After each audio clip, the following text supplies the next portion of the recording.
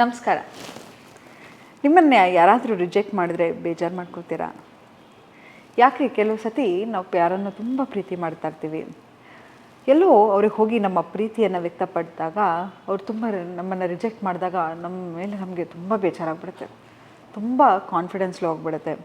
ನೋಡಿ, ಬಹುಶಃ ಬ್ರೇಕಪ್ ಆದರೂ ಕೂಡ ಇದರಿಂದ ಆಚೆ ಬರ್ಬೋದಂತೆ. ಆದರೆ ನಾವು ಯಾರನ್ನಾರು ತುಂಬ ಇಷ್ಟಪಡ್ತಿದ್ದೀವಿ ಅಂತ ಹೇಳಿದ್ರೆ ಗೊತ್ತಿಲ್ಲದ ಹಾಗೆ ಅವರ ಮೇಲೆ ಒಂದು ಅಬ್ಸೆಷನನ್ನು ಕ್ರಿಯೇಟ್ ಮಾಡ್ಕೊಂಡ್ಬಿಟ್ಟಿರ್ತೀವಿ. ಅವ್ರ ಮೇಲೆ ಗೊತ್ತಿಲ್ಲದ ಹಾಗೆ ಏನೋ ಒಂದು ಫೀಲಿಂಗ್ ಇರುತ್ತೆ.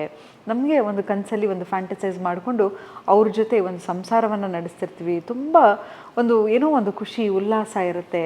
ಅವರನ್ನು ಪ್ರತಿ ಸತಿ ನೋಡಿದಾಗಲೂ ಕೂಡ ಒಂದು ಹೊಟ್ಟೆಲಿ ಒಂದು ಬಟರ್ಫ್ಲೈಸ್ ಇರುತ್ತೆ. ಆದರೆ ಅವರು ನಮ್ಮನ್ನು ರಿಜೆಕ್ಟ್ ಮಾಡಿದಾಗ ಅಷ್ಟೇ ಬೇಜಾರಾಗ್ತಾ ಹೋಗುತ್ತೆ. ಆದರೆ ಒಂದು ಹೇಳ ನೋಡಿ, ಈಗ ನಾನು ಒಂದು ದೊಡ್ಡ ಜ್ಯುವೆಲ್ರಿ ಶೋರೂಮ್ಗೆ ಹೋಗ್ತೀನಿ, ಆಯಿತಾ? ಅಲ್ಲಿ ಯಾವುದೋ ಒಂದು ದೊಡ್ಡ ಡೈಮಂಡ್ ಇರುತ್ತೆ. ಅದು ಬೆಲೆ ಒಂದು 4 ಕೋಟಿ 5 ಕೋಟಿ ಇರುತ್ತೆ.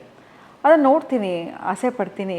ಎಲ್ಲೋ ಅದನ್ನು ತೊಗೊಳಕ್ಕೆ ಆಗ್ತಿದ್ದಾಗ ಬಿಡು ಪರವಾಗಿಲ್ಲ, ಬೇಡ ಇವಾಗ ಬೇಡ, ನಮಗೆ ನೋಡೋಣ ನೆಕ್ಸ್ಟ್ ಟೈಮ್ ಅಂತ ಹೇಳ್ಬಿಟ್ಟು ಬರ್ತೀನಿ. ಆದರೆ ಆ ಡೈಮಂಡ್ ಅಳತ್ತಾ, ಅಯ್ಯೋ ಇವಳು ರಿಜೆಕ್ಟ್ ಮಾಡಿಬಿಟ್ಲು ಅಥವಾ ಇವರು ನನ್ನ ರಿಜೆಕ್ಟ್ ಮಾಡಿಬಿಟ್ರು ಅಂತ? ಇಲ್ಲ. ಆದರೆ ಡೈಮಂಡ್ ವ್ಯಾಲ್ಯೂ ಕಡಿಮೆ ಆಗುತ್ತಾ? ಖಂಡಿತವಾಗ್ಲೂ ಇಲ್ಲ. ಅದೇ ಥರ ನೀವು ಕೂಡ ಒಂದು ತಿಳ್ಕೊಳ್ಳಿ, ಯಾವತ್ತೂ ಅಷ್ಟೇ. ನಾವು ಎಲ್ಲೋ ಒಂದು ಕಡೆ ಯಾವಾಗಲೂ ಹೇಳ್ತಿರ್ತೀನಿ, every rejection is God's protection ಅಂತ. ಎಷ್ಟೋ ಸತಿ ನಮಗೆ ಅದ್ರ ಜೊತೆ ಫ್ಯೂಚರೇ ಇರಲ್ಲ, ಆದರೂ ಕೂಡ ನಮ್ಗೆ ಅದು ಬೇಕು ಅಂತ ಆಸೆ ಪಡ್ತಾ ಇರ್ತೀವಿ. ಆದರೆ ನೋಡಿ, ನೀವು ಇವತ್ತು ಇಮ್ಯಾಜಿನ್ ಮಾಡ್ಕೊಳ್ಳಿ, ನಿಮ್ಮ ಪಾಸ್ಟನ್ನು ತಿರುಗಿ ನೋಡಿದ್ರೆ ನೀವು ಏನನ್ನು ಆಸೆ ಪಟ್ಟಿದ್ರೋ ಭಗವಂತ ನಿಮ್ಗೆ ಅದಕ್ಕಿಂತ ಹೆಚ್ಚಾಗಿರೋದನ್ನೇ ಕೊಟ್ಟಿರ್ತಾನೆ ಅಲ್ವಾ? ಹಾಗಾಗಿ every rejection is God's protection. ಎಷ್ಟೋ ಸತಿ ಒಂದು ಕೆಲಸಕ್ಕೆ ತುಂಬ ಪ್ರಯತ್ನ ಪಡ್ತಾ ಇರ್ತೀರ, ಆ ಕೆಲಸಕ್ಕಿಂತ ಒಂದು ಉತ್ತಮವಾದ ಕೆಲಸವೇ ಸಿಕ್ಕಿರುತ್ತೆ. ಯಾರನ್ನೋ ಮದುವೆ ಆಗಬೇಕು ಅಂತ ಇರ್ತೀರ, ನಿಮಗೆ ರಿಜೆಕ್ಟ್ ಮಾಡಿದ್ದಕ್ಕಿಂತ ಅದ್ಭುತವಾಗಿ, ನೋಡೋಕ್ಕೆ ಚೆನ್ನಾಗಿಲ್ಲದೆ ಇರ್ಬೋದು, ಆದರೆ ಅದ್ಭುತವಾಗಿರ್ತಕ್ಕಂಥ ಗುಣ ಇರ್ತಕ್ಕಂಥ ಒಂದು ಹುಡುಗಿನೇ ಸಿಕ್ಕಿರ್ತಾಳೆ.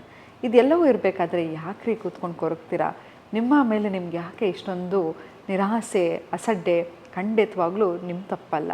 ಹಾಗಾಗಿ ನಿಮ್ಮ ಮೇಲೆ ನೀವು ಕಾನ್ಫಿಡೆನ್ಸನ್ನು ಇಟ್ಕೊಳ್ಳಿಕ್ಕೆ ಶುರು ಮಾಡಿ. ನಿಮ್ಮ ಮೇಲೆ ನೋಡಿ, ಅವತ್ತು ತಿಳ್ಕೊಳ್ಳಿ, ಪ್ರತಿ ಒಂದು ಸತಿ ನಿಮಗೆ ರಿಜೆಕ್ಟ್ ಆದಾಗಲೂ ಕೂಡ ಅಲ್ಲಿಂದ ಏನೋ ನಿಮಗೆ ಮನಸ್ಸಿಗೆ ನೋವಾಗ್ತಕ್ಕಂಥದ್ದು ಅಥವಾ ಇನ್ನು ಮುಂದೆ ಏನು ಅನ್ನೋದು ನಮ್ಗೆ ಯಾರಿಗೂ ಗೊತ್ತಿಲ್ಲ. Of course future is not for us to see. ಆದರೆ ಎಲ್ಲವೂ ನಿಮ್ಮ ಜೀವನದಲ್ಲಿ ಆಗೋದು ಎಲ್ಲವೂ ಒಳ್ಳೆಯದಕ್ಕೆ, ಮುಂದೆ ಆಗೋದು ಕೂಡ ಒಳ್ಳೆಯದಕ್ಕೆ ಅಲ್ವಾ? ನಾವು ಇದರಲ್ಲಿ ರೂಢಿಸ್ಕೊಳ್ಳೋಕ್ಕೆ ಏನೋ, ನಾವು ಕಳ್ಕೊಳ್ಳೋಕ್ಕೆ ಏನೂ ತಂದಿಲ್ಲ ಅಲ್ವಾ? ಸೊ ಏನನ್ನು ನಾವು ಯಾವುದೇ ಒಂದು ನಾವು ಕಳ್ಕೊಂಡ್ರೂ ಕೂಡ ಅದಕ್ಕಿಂತ ಉನ್ನತವಾಗಿರೋದೇ ನಮ್ಮ ಜೀವನದಲ್ಲಿ ಸಿಗತ್ತೆ ಅಂತ ಹೇಳ್ತಾ ಇವತ್ತಿನ ಸಂಚಿಕೆ ನಾನು ಮುಕ್ತಾಯಗೊಳಿಸ್ತಿದ್ದೀನಿ. ಧನ್ಯವಾದಗಳು.